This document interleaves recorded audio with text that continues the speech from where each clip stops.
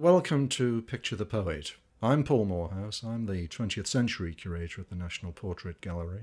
And it's a pleasure to welcome you to this exhibition of nearly 50 photographic portraits from the National Portrait Gallery's collection, which, as you probably know, is a collection of portraits of men and women who have contributed to British history and culture.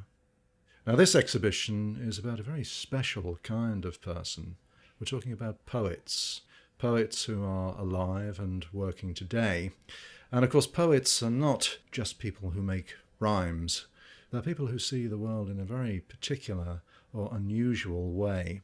They typically see familiar things presented in a surprising or slightly odd way. They draw out the magic in ordinary things, and they sometimes look at the expression on a person's face or something in nature, and they represent it to us and make us think a little bit more deeply about it.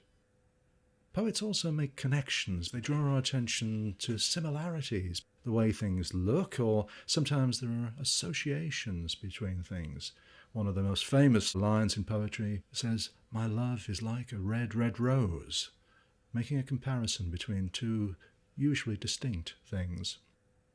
Some poets concentrate on imagination. They focus on the role of fantasy.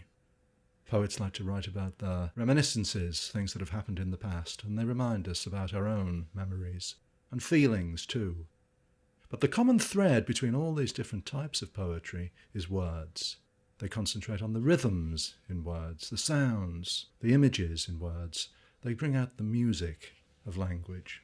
Now, this exhibition is a portrait about all these different kinds of poets, and as you'd expect, these portraits are also very diverse. They bring out all the different individuals, young, old, men, women. Some are serious, some are smiling.